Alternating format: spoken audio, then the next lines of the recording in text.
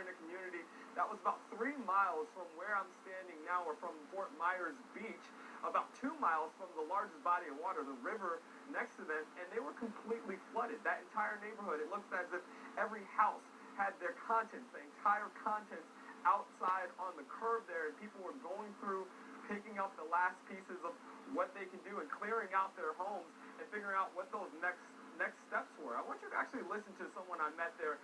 Sue was her name. She was there with her husband. She said she almost stayed in her home. Her home eventually had a 4.5-foot watermark line. She almost stayed and rode out the storm in her home, but she got a call from a friend that told her to leave immediately. Listen to what she came back to. There's nothing you can do about it. You gotta do what you gotta do, you know? How emotional does it get? Bad.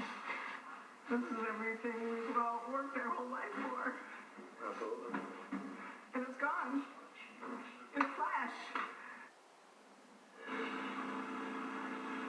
Her neighbor right across the street from her, it was a family that actually stayed in and rode out the storm from their house. This family that actually came from the Dominican Republic 3 years ago, a family of 4, rode out the storm. At one point, they went up to the attic of the house because they saw the water rising. Again, this was an area not along the shore, not a beachside community, but really 3 miles from the beach, 2 miles from the river.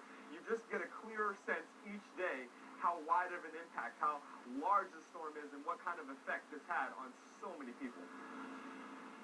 Yeah, that's exactly why they try to tell people to evacuate, because once the Gulf of Mexico rises, it's all, the Caloosahatchee River doesn't mean a thing. It's all one rising body of water. But before I got to let you go, Shaq, what about the recovery effort? There's a huge amount of infrastructure, rescue crews, and so on. How is that going?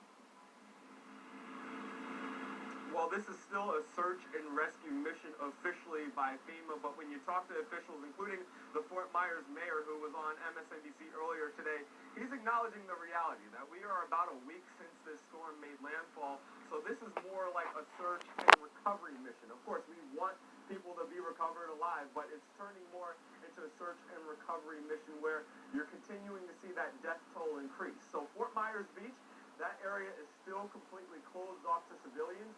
The families who I kind of showed you a little bit earlier, who they got to see the damage, well, if you're in Fort Myers Beach, you still can't go and survey the area and see what damage is there and what can be salvaged at that point. But you still have the situation where FEMA's going through the city. We were in that community where FEMA arrived for the very first time for those folks there, and we saw that assessment take place. They go house to house. They take pictures if there's any structural damage. They were really asking to see if anyone rode out the storm in that area so they can get a sense of how high that water rose. So that process is still underway. It's going to be a long recovery, but you hear folks, and I talk to folks really all across the city today. Most of them are just grateful that they have their lives. They're grateful that most of their power is being restored, but they know that they have a lot of work to do and a long road ahead to recovery. I hear that. Thank you, Shaq. That's NBC's Shaquille Brewster starting us off tonight from Fort Myers Beach. Well, today, Governor DeSantis shared a statistic